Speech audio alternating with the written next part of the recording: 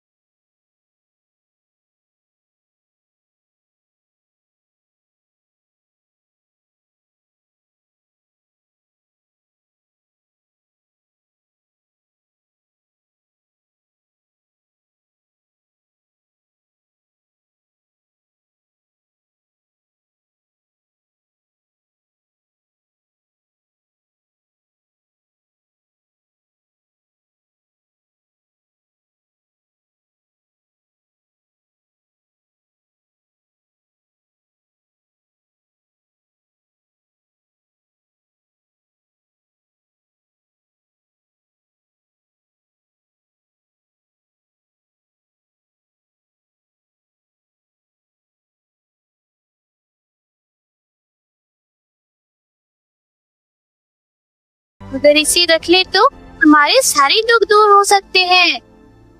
अरे नहीं नहीं, ये हमारा नहीं हो सकता है, किसी का गुम हुआ खजाना हो। इसे ऐसा करते हैं, हमारे पास अगर रखेंगे वो चोरी होने का इल्जाम लग सकता है हम पर। अरे आप भी ना, और आएगा भी तो कैसे, किसी को कैसे पता चलेगा? ये हमारे पास है, और इसका सही मालिक कौन सा है? ये तो तुम सही कह रही हो। अरे वही तो, इतने सारे खजाने को देखकर तो किसी का भी ईमान डोल सकता है, कोई भी कुछ कह सकता है। पता है ना, क्या पता इसका सही मालिक कौन है, कौन इसका हकदार बनता है। तो सालू, इसका सही हकदार जो होगा उसका इस पर हक बनता है। हम दूसरों की चीज अपने पास नहीं रख सकते हैं। अजी ठीक है, तुम्हारी ईमानदारी कभी नहीं बदलती। ठीक है सुदामा, जैसा तुम चाहो वैसा करो। सालू ईमानदारी से कोई खजाना नहीं लेती। अरे भगवान, पता है ईमानदारी से बड़ा कोई खजाना नहीं होता। और हाँ, अगर असली मालिक ना मिला तो हाँ, वही तो हम भी कह रहे हैं। अगर असली मालिक नहीं मिला तो? अरे ठीक है, अगर असली मालिक नहीं मिला तो फिर हम देखते हैं कि हमें क्या करना है। अच्छा ठीक है, जो तुम्हें सही लगे वही करो। मैं तो बस चाहती हूँ कि हमारे घर में सुख शांति हमेशा बनी रहे। बस यही तो मेरा एक सपना है। अगले दिन सुबह होते ही सुदामा खजाना लेकर मुखिया के पास पहुँचता है। मुखिया जी अपने घर पर आराम से बैठा हुआ था। मुखिया जी प्रणाम, मैं आपसे एक जरूरी बात करने आया हूँ। अरे हाँ हाँ सुदामा बोलो, कैसे सुबह सुबह आना हुआ? अब ठीक तो है ना? जी जी मुखिया जी सब ठीक है। मैं तो सिर्फ वो कल खेत में जुताई करने के लिए गया था। वहाँ मुझे ये संदूक मिला। मैंने इसे खोल कर देखा तो सोने चांदी के सिक्के भरे पड़े थे इसमें। मैं इसे अपने पास नहीं रख सकता, इसलिए मैं इसे आपको सौंपाने आया हूँ, ताकि आप असली मालिक को ढूंढकर उसे लौटा सकें या फिर महाराज जी तक पहुँचा सकें। ओ, इतना सारा खजाना, ये भला किसका हो सकता है और ये खेत में कैसे आया? अरे हाँ मुखिया जी, यही तो मैं सोच रहा था। और अभी आप इसे अपने पास रख लीजिए। हो सकता है किसी का खोया हुआ होगा और आप उसे उसके असली मालिक तक पहुंचा देना। अरे वाह वाह वाह सुदामा, तुम्हारी ईमानदारी की मिसाल दी जाएगी। आज के समय में कौन इतना ईमानदार होता है? अरे मुखिया जी, ईमानदारी से बड़ा कोई धन नहीं होता। जो सही होता है मैं वही करता हूँ। और वैसे भी सुदामा, आज के समय में कौन इतना ईमानदार होता है? अरे मुखिया जी, ईमानदारी से बड़ा भी कोई धन होता है। जो मुझे सही लगता मैं वही करता हूँ। अच्छा ठीक है सुदामा, मैं इसे संभाल कर रख लेता हूँ और फिर पूरे गांव में खबर करवाता हूँ। अगर कोई इसका असली मालिक हुआ तो मैं उसे सौंप दूंगा। धन्यवाद मुखिया जी, अब मैं चलता हूँ। फिर क्या हुआ? सुदामा वहाँ से चला गया, लेकिन मुखिया इतना सारा खजाना देखकर उसकी आंखों में लालच आ चुका था। तो सारा खजाना मैं इसे राजा को सौंप दूं तो सिर्फ मेरा नाम ही क्या होगा? अगर मैं इसे अपने पास रख लूं तो मेरी सारी परेशानियां खत्म हो जाएंगी। इसे राजा को देने की क्या जरूरत है? अरे भाई, इसको क्या पता? वो पागल सुदामा, वो क्या जाने खजाना होता क्या है। और फिर किसी को कैसे पता चलेगा कि गोपाल को खजाना मिला भी था और उसने मुखिया को दे दिया। कैसा भी हो, इसे मैं ही रख लेता हूँ। फिर क्या था? मुखिया ने अपने घर में खजाने को छुपा दिया और किसी को कुछ भी नहीं बताया। और फिर क्या? शाम को मुखिया की पत्नी मुखिया से पूछती है, अरे देखो देखो, ये सिंदूक कहाँ से आया? इसमें तो सोना चांदी भरा हुआ है। अरे बाबा, इतना सारा खजाना कहाँ से आया रे? अरे वो हमारे गांव का सुदामा है ना, उसको अपने खेत में मिला है। और पता है वो मूर्ख उसे राजा तक पहुंचाने को कह रहा था, लेकिन मैंने सोच लिया हम इसे यहीं पर रख लेंगे। अरे ये तो चोरी का है। अगर किसी को पता चला तो वो हमारी तो पूरी इज्जत मिट्टी में मिल जाएगी जी। अरे भाई, किसी को कुछ पता ही नहीं चलेगा। सुदामा तो भोला भाला है, वो कभी भी किसी से कुछ भी नहीं कहेगा। हाँ, वो तो ठीक है, लेकिन अगर राजा को पता चला तो हमारी तो खैर ही नहीं। अरे भाई, काहे इतना डरती हो? अरे राजा तक बात पहुंचनी ही नहीं चाहिए।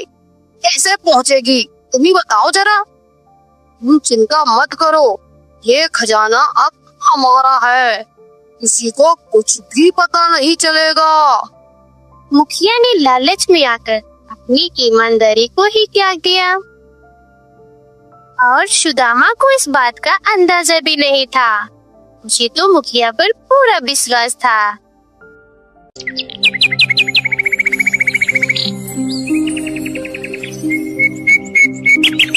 अगले दिन सुदामा और सालू आपस में बात कर रहे थे। क्यों जी, तो लगता है मुखिया जी ने खजाना रख लिया है ना? बताओ जरा। अरे हाँ, मैंने उन्हें सारा खजाना दे दिया। अरे तो क्या बोल रहे थे वो? ना हमें भी बताओ ना। अरे वो ये कह रहे थे कि असली मालिक को ढूंढकर उसे ही दे देंगे। और कहीं ऐसा तो नहीं कि वो अपने ही पास रख लिए तो और राजा तक नहीं पहुंचाए? बताओ जरा। अरे सालू, तुम्हें नहीं पता है कि मुखिया जी बहुत ही नेक इंसान है। ये ऐसा कभी नहीं करेंगे। वो जरूर इसे असली मालिक तक पहुंचा ही देंगे। अरे वो तो ठीक है, फिर भी खजाने में बड़ा लालच होता है। मुझे तो डर लग रहा है कि कहीं हम पर चोरी का इल्जाम न लग जाए। अरे भगवान, इसमें डरने की क्या बात है? और वैसे भी हमने तो कोई चोरी नहीं की है। हमने तो जो सही था वही किया है ना। और अब जो होगा भी भगवान देखेंगे। सुदामा की ईमानदारी बनी रही, लेकिन मुखिया का लालच अब उसे गलत राह पर ले जा चुका था। गांव के चबूतरे पर दोपहर का समय था। चारों ओर हलचल कम थी और कुछ किसान अपने खेतों में काम कर रहे थे, तो कुछ लोग छांव में बैठे हुए सुस्ती से अपना टाइम बिता रहे थे। वही गांव के चबूतरे पर नरेश, सुरेंद्र और नीरज बैठे हुए आपस में बातचीत कर रहे थे। ए भैया, सुनो, तुमने सुना है कि पता है वो सुदामा को ना अपने खेत में खजाना मिला है। अरे हाँ भैया, मैंने भी सुना है, लेकिन वो सुदामा ही है जो बिना किसी लालच में मुखिया को सौंप आया है।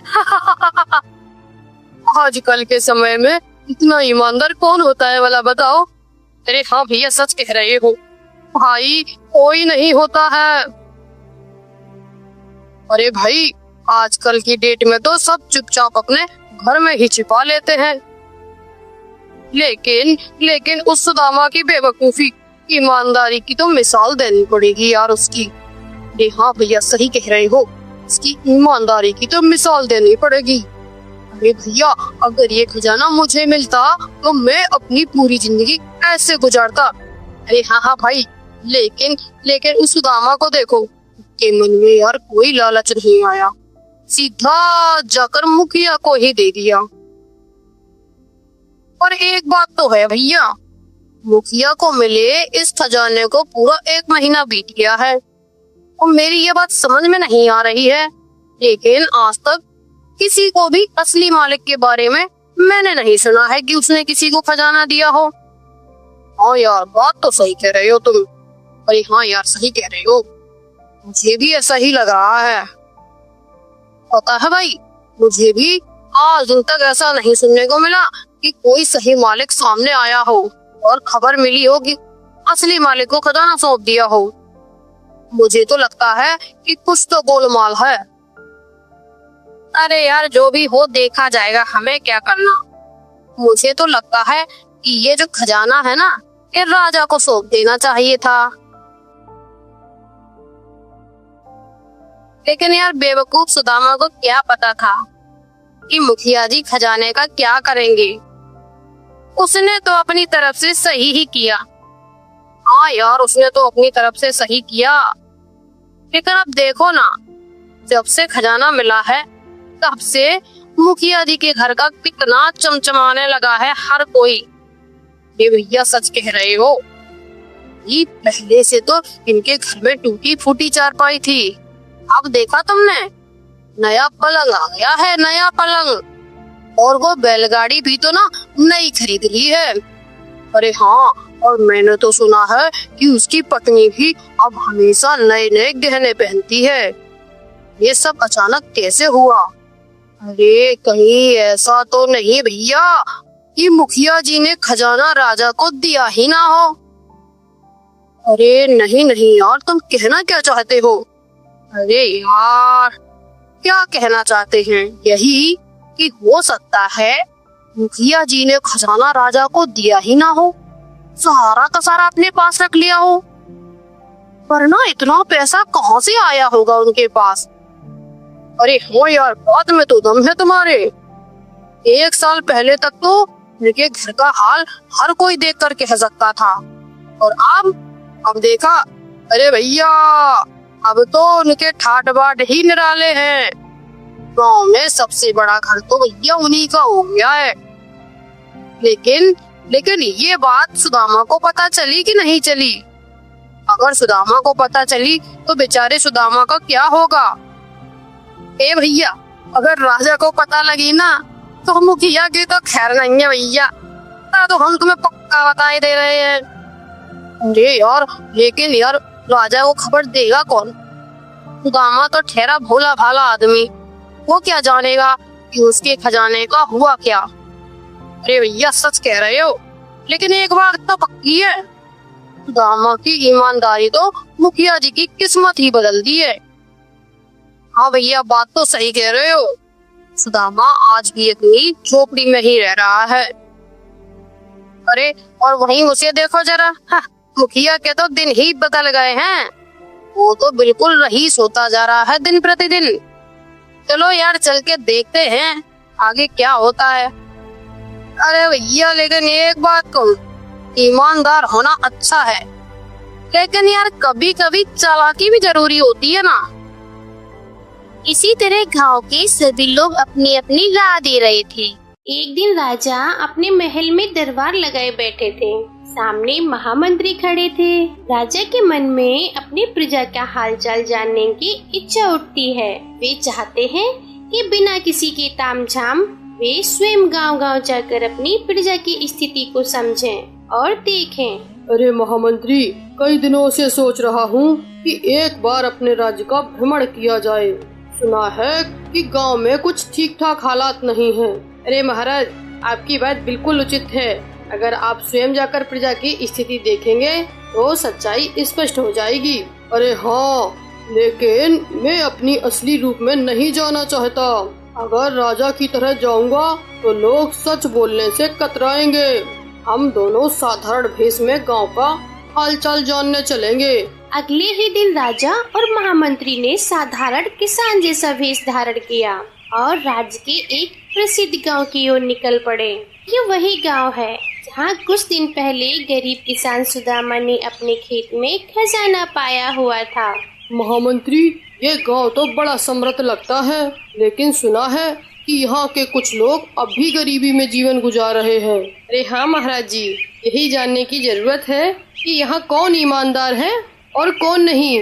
राजा और महामंत्री ने गांव में घूमना शुरू कर दिया। दोनों गांव के चबूतरे की ओर बढ़े, जहां नरेश, सुरेंद्र और नीरज हर समय बैठे बातें करते रहते थे। अरे भाई, इस गांव में तो सब कुछ अच्छा लगता है, लेकिन एक बात समझ में नहीं आई, यहाँ के जो मुखिया जी हैं वो इतने अमीर कैसे हो गए भैया?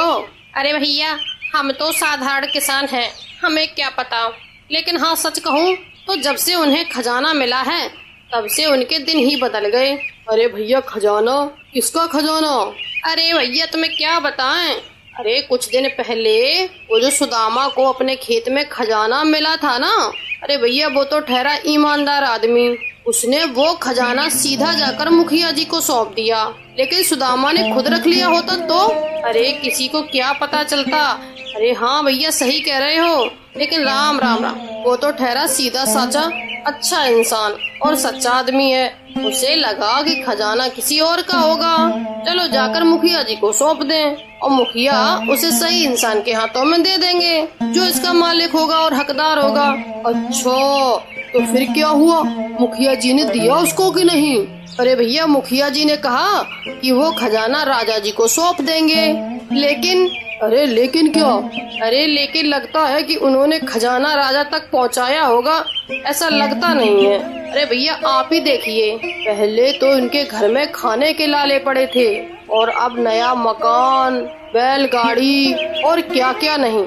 यानी मुखिया जी ने खजाना राजा जी को सौंपा ही नहीं। और भैया इससे आगे तो हम कुछ कह ही नहीं सकते, लेकिन ये बदलाव किसी को भी शक में डाल सकता है कि इसके पास इतने जल्दी इतना सारा धन कहाँ से आया। अरे महामंत्री, लगता है मामला कुछ गड़बड़ है। अरे हाँ महाराज जी, ठीक कह रहे हो, हमें भी ऐसा ही लग रहा है। सुदामा की ईमानदारी की तो प्रशंसा करनी चाहिए और अगर मुखिया सच में खजाना छुपा लिया है तो उसे दंड भी मिलना चाहिए। राजा को अब स्थिति समझ में आने लगी थी। मुखिया के अचानक अमीर बनने की वजह साफ थी और राजा ने भी तय किया कि वे जल्द ही मुखिया को दरबार में बुलाकर इस राज से पर्दा उठाए। अगली सुबह राजा अपनी भव्य दरबार में राजगद्दी पर विराजमान थे। उनके पास महामंत्री भी उपस्थित थे। राजा के मन में पिछले दिनों से बातें घूम रही थी। मुखिया के अचानक अमीर होने के रहस्य अब राजा की नजरों से छिपा भी नहीं था और राजा ने भी निश्चय कर लिया था कि अब मुखिया को दरबार में बुलाकर सच्चाई सामने लाई जाएगी। महामंत्री, कल गांव का भ्रमण करने के बाद एक बात मेरे मन में बार बार आ रही है। अरे कौन सी बात महाराज जी? कि मुखिया के पास इतना धन कहाँ से आया? गांव के लोग कह रहे थे कि सुदामा नाम के एक किसान ने अपनी ईमानदारी से खजाना उसे सौंपा था, लेकिन वो खजाना अब तक हमारे पास क्यों नहीं पहुंचा? महाराज, बात कुछ अजीब है। हमें मुखिया से ये सब सीधे सवाल पूछने ही चाहिए। हाँ ठीक कहते हो तुम। सैनिकों, अभी के अभी जाओ और गांव के मुखिया को दरबार में बुला कर लाओ। जो आज्ञा महाराज जी। सैनिकों ने तुरंत आदेश का पालन किया और रवाना हो गए उधर। मुखिया अपने घर पर बैठा था जब उसे राजा के दरबार में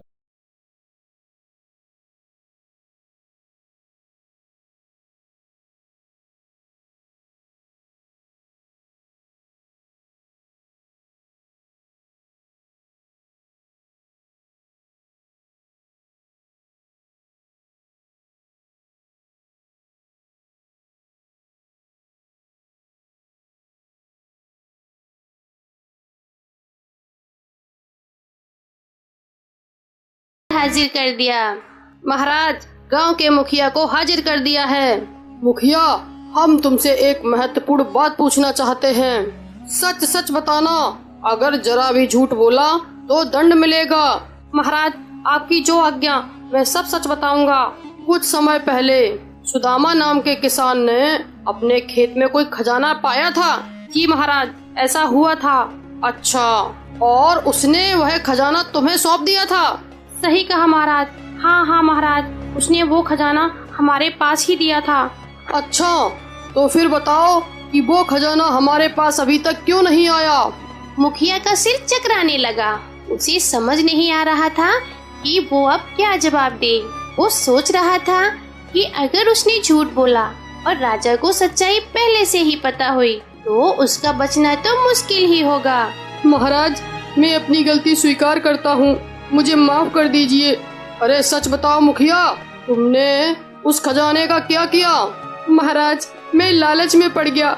जब सुदामा ने खजाना मुझे सौंपा तो मैंने सोचा कि अगर मैं इस खजाने को अपने पास रख लूं तो मेरे घर की हालत सुधर जाएगी। मैंने वो खजाना आपको देने की बजाय अपने पास रख लिया। अरे ये तो बहुत बड़ा विश्वासघात किया तुमने। जिस खजाने पर राज्य का अधिकार होता है उसे अपने स्वार्थ के लिए छिपाकर तुमने बहुत बड़ा अपराध किया है। मुझे क्षमा करें महाराज, मुझसे भूल हो गई। अब आगे से मैं ऐसे कभी भूल नहीं करूँगा। कृपया करके महाराज मुझे माफ कर दीजिए। महाराज, मुझे माफ कर दीजिए महाराज। अरे तुम जैसे व्यक्ति को कठोर से कठोर दंड मिलना चाहिए, लेकिन हम तुम्हारी पहली गलती मानकर दंड में नमी बरतते हैं। वह पूरा खजाना राजकोष में जमा कराओ। जी महाराज, जी महाराज, मैं आज ही सारा खजाना वापस कर दूंगा। और हाँ, सुदामा की ईमानदारी के लिए उसे पुरस्कृत किया जाए, इसलिए अब तुम्हें मुखिया पद से हटाया जाता है। मुखिया ने सिर झुकाकर अपनी गलती मान ली। राजा ने खजाना राजकोष में जमा करने की आज्ञा दी और ईमानदारी से सुदामा को इनाम देने का निर्णय लिया। इस तरह राजा ने न्याय करके सच्चाई की जीत सुनिश्चित की। अगले दिन राजा अपने दरबार में बैठे हुए थे कि उनके मन में सुदामा की ईमानदारी की बात घूम रही थी और उन्होंने सोचा, ऐसे सच्चे और ईमानदार व्यक्ति को तो सम्मानित किया जाना चाहिए। महामंत्री भी राज दरबार में उपस्थित थे। महामंत्री, मैं सोचता हूँ कि सुदामा को दरबार में बुलाया जाए और उसकी ईमानदारी ने मेरा हृदय जीत लिया है। ऐसे व्यक्ति को सम्मानित करना मेरा परम कर्तव्य बनता है। जी महाराज, आपकी बात बिल्कुल उचित है। आजकल ऐसे ईमानदारी व्यक्ति बहुत दुर्लभ हैं। यदि हम सुदामा को सम्मानित करेंगे तो यह पूरे राज्य के लिए एक उदाहरण होगा। अरे हाँ महामंत्री, इसके अलावा मैं चाहता हूँ कि उसे इनाम में कुछ धन और जमीन दी जाए ताकि उसका जीवन सुखमय हो। और हाँ, उसकी ईमानदारी को देखते हुए मैं उसे अपने दरबार में सम्मानित पद देना चाहता हूँ। ये तो बहुत अच्छा निर्णय है महाराज जी। मैं अभी सैनिकों को आदेश देता हूँ कि सुदामा को दरबार में लाया जाए। महामंत्री ने सैनिकों को आदेश दिया और फिर वो सुदामा को तुरंत दरबार में लेकर आए। सुदामा थोड़ा घबराया हुआ था, लेकिन उसने राजा को प्रणाम किया और विनम्रता से खड़ा हो गया। आओ आओ सुदामा, आओ। तुम्हारी ईमानदारी के चर्चे पूरे राज्य में हो रहे हैं। महाराज, मैंने तो बस अपना कर्तव्य निभाया। अरे, तुम्हारा यह छोटा सा कार्य नहीं है। पता है सुदामा, जब कोई खजाना पाता है तो अधिकांश लोग तो लालच में पड़ जाते हैं, लेकिन तुमने उसे सच्चाई से हमारे मुखिया को सौंप दिया। सच में तुम्हारी ईमानदारी काफिले की तारीफ है। सुनो सुदामा, तुम्हारी ईमानदारी को देखते हुए हम तुम्हें अपने दरबार में एक सम्मानित पद देना चाहते हैं। यहाँ रहकर राज्य की सेवा करो। महाराज, मैं एक साधारण सा किसान हूँ। क्या मैं इस पद के योग्य हूँ? यदि आपकी आज्ञा है महाराज, तो मैं अपने पूरे मन से सेवा करूँगा। राजा सुदामा की बातों से अत्यंत प्रसन्न हुए। राजा ने सुदामा को अपने दरबार में एक महत्वपूर्ण पद दिया और साथ ही खेती करने के लिए उसे अतिरिक्त भूमि भी प्रदान की। सुदामा ने राजा की सेवा पूरी निष्ठा से की। अपनी ईमानदारी और मेहनत से वह पूरे राज्य में सम्मानित हुआ। उसकी पत्नी सालू भी इस बदलाव से बहुत प्रसन्न थी। सुदामा, तुम्हारी ईमानदारी ने हमें कितना सम्मान दिलाया है। हम पर महाराज की कृपा बनी रहेगी। अरे हाँ सालू, सच्चाई की राह कठिन होती है, लेकिन अंत में वही विजय दिलाती है।